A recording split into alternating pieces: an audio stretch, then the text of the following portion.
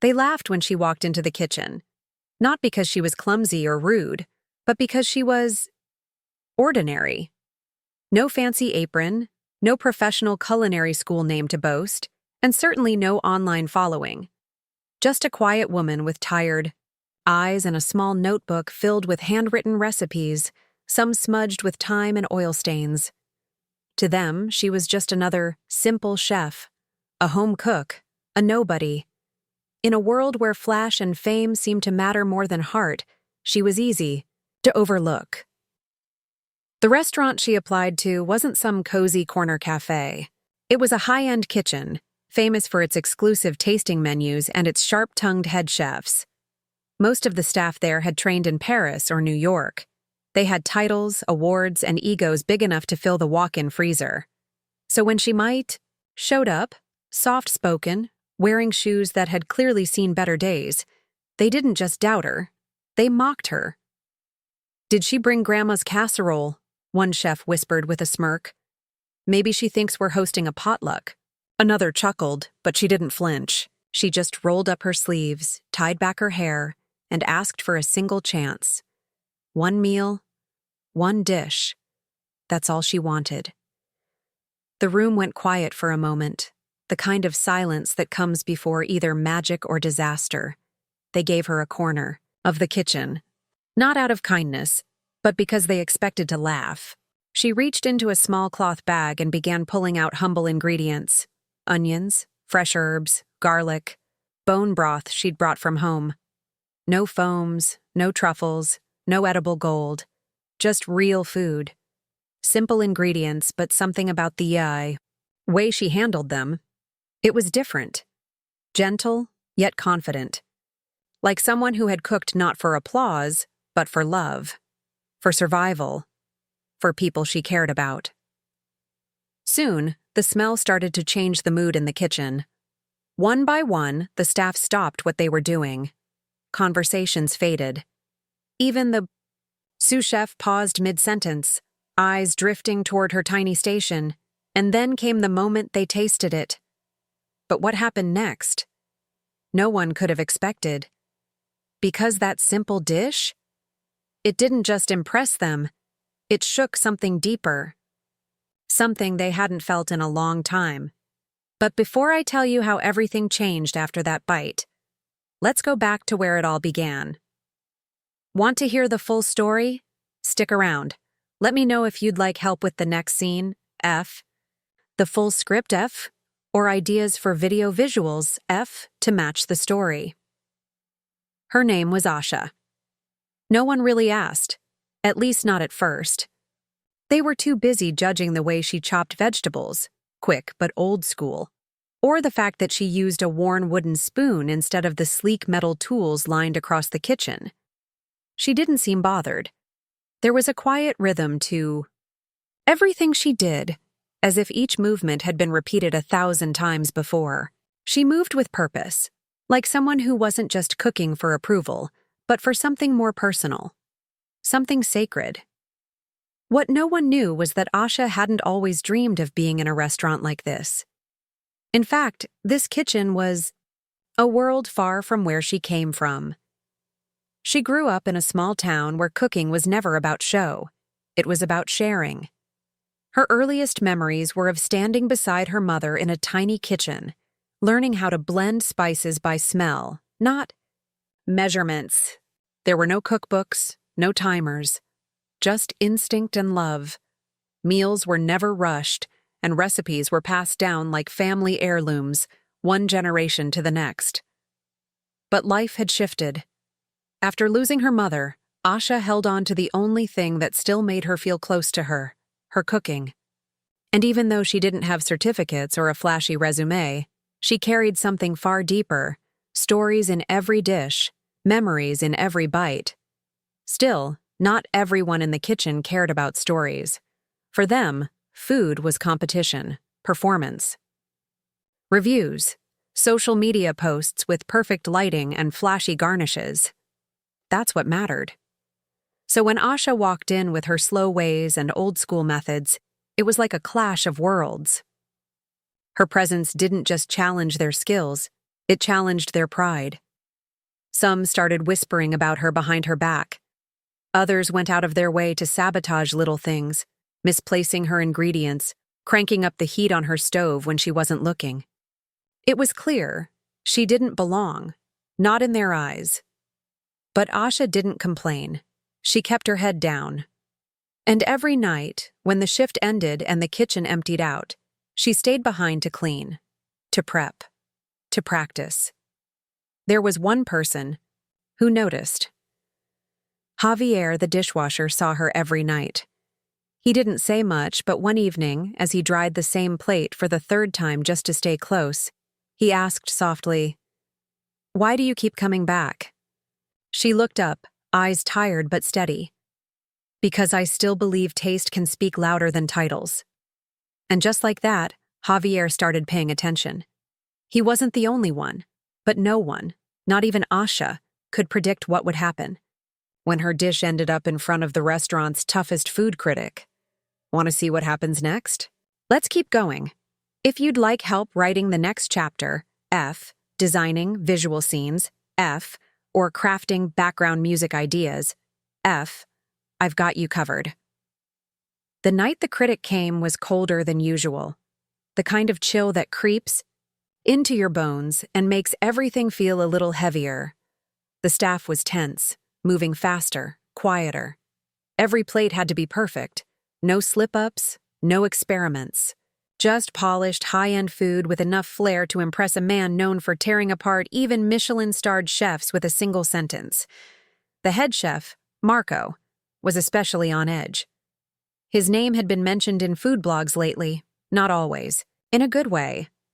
A bad review tonight could ruin everything he'd built. So when he saw Asha still prepping at her small station, his voice cut through the room. "You, stay out of the way.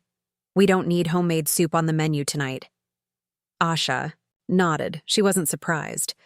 But what no one knew was that Javier had slipped her dish, a small, unassuming bowl of spiced lentils with caramelized onions, into the tasting rotation, quietly placing it among the other appetizers. He didn't ask for permission. He just did it. The critic arrived without a word. No smile, no nod.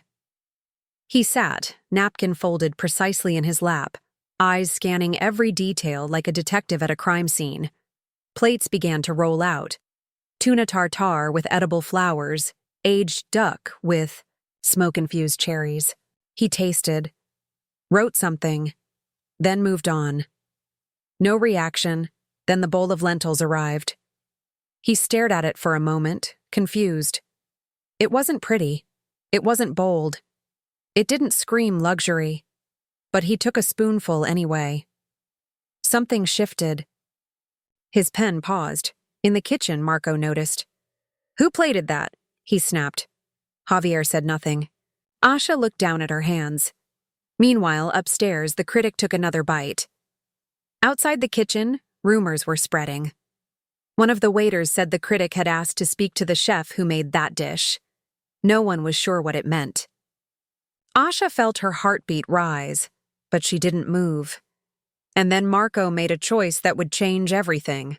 Want to find out what he did next? You'll want to stay for what's coming. I can help you write the next plot twist. F. Build out Javier's subplot. F. Or map the critic's reaction in full detail. F, if you'd like.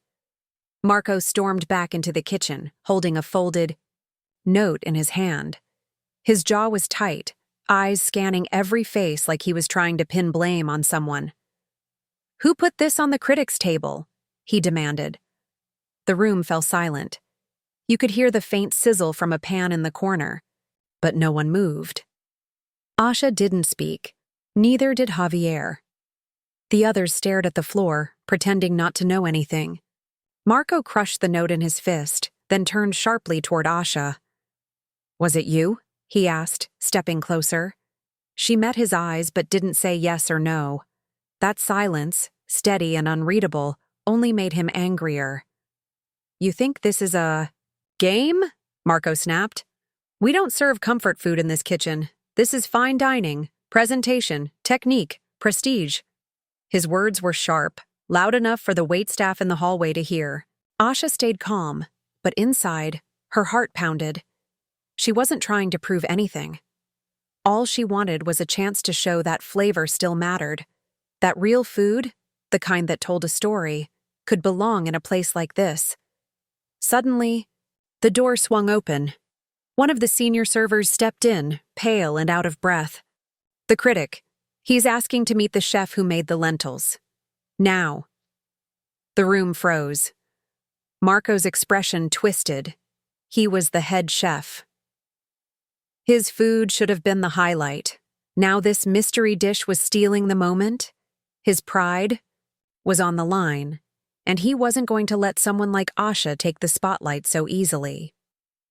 Without warning, he walked out of the kitchen, wiping his hands, adjusting his coat. "I'll speak to him," he muttered. No one dared stop him. Asha watched him go, her hands still dusted with flour. Javier stepped closer. "You're not going to let him take credit, are you?" he asked quietly. She didn't answer, but something in her posture changed. Her back straightened. She took off her apron and walked slowly to the kitchen door. Inside the dining area, the critic sat quietly, his fingers tapping the edge of the table. Marco approached, all smiles, ready to claim the moment. But before he could speak, another voice came from behind. "Actually, that dish was mine." Everyone turned. And just like that, all eyes were on Asha.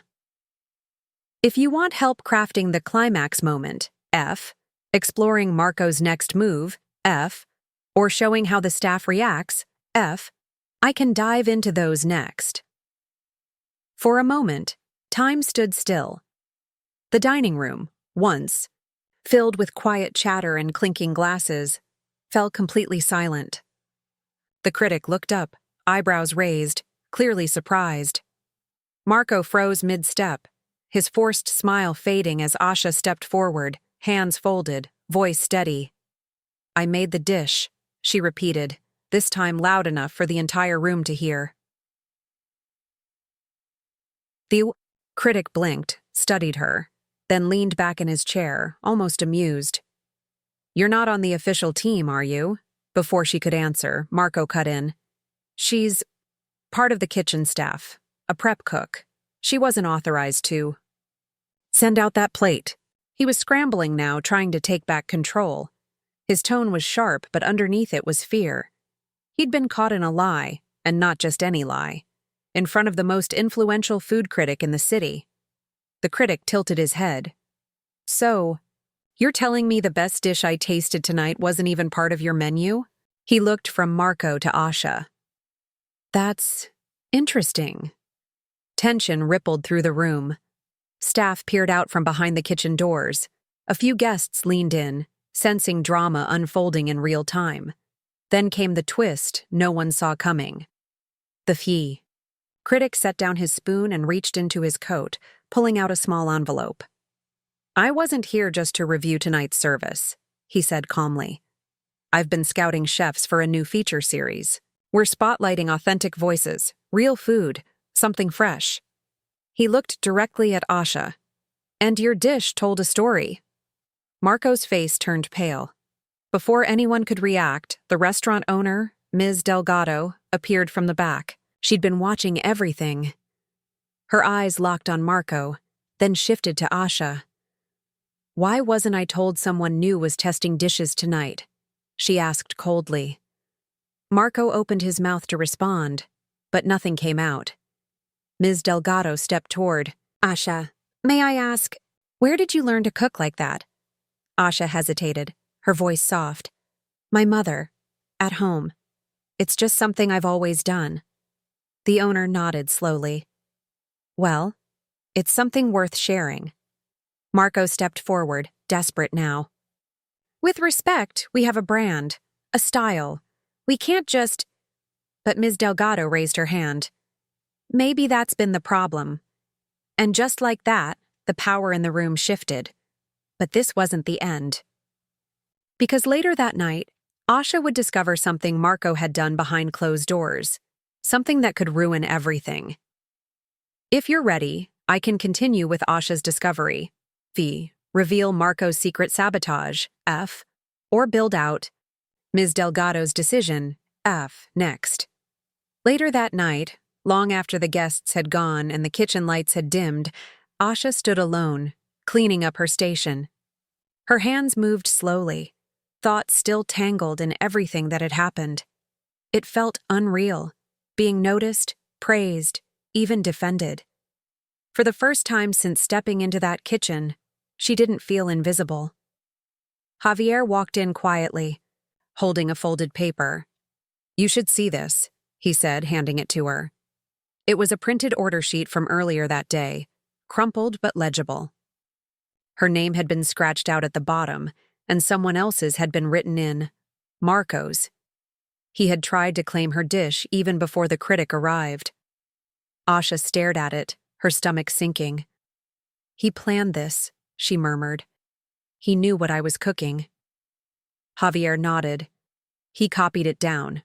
I saw him near your station earlier, taking notes while you were out back." The full picture clicked. Marco hadn't just tried to take credit. He had nearly succeeded in rewriting the story. If the critic hadn't asked for the chef directly, Asha's name would have been lost behind his. Fueled by a new clarity, Asha took the sheet to Ms. Delgado. The owner read it, face unreadable.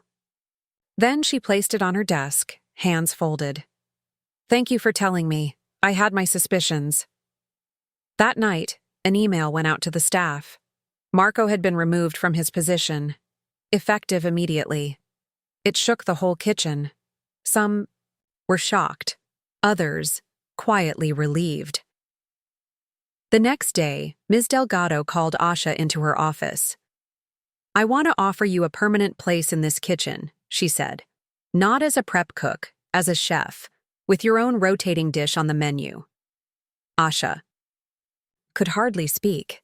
It was everything she had worked for: validation, respect, a real chance to share her voice. But just as she was about to accept, something unexpected happened. The critic's article came out. It praised the dish, told Asha's story beautifully. But in the last paragraph, he revealed something no one saw coming. He'd tasted a version of the dish years ago, somewhere else, in a rural village, from an older woman who cooked just like Asha. It was her mother. He'd met her during his travels, long before Asha ever stepped foot in this restaurant. "I never forgot that flavor," he wrote. "Now I know where it came from."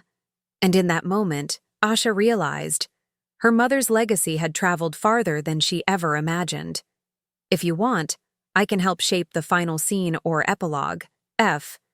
Create title and thumbnail ideas. F. Or draft a voiceover outro script. F. To wrap the video. The restaurant buzzed with quiet excitement the following week. Word had spread fast.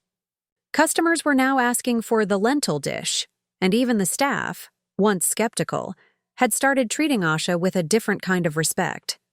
Not because of a title or uniform, but because of something far harder to earn in a kitchen. Like this: trust.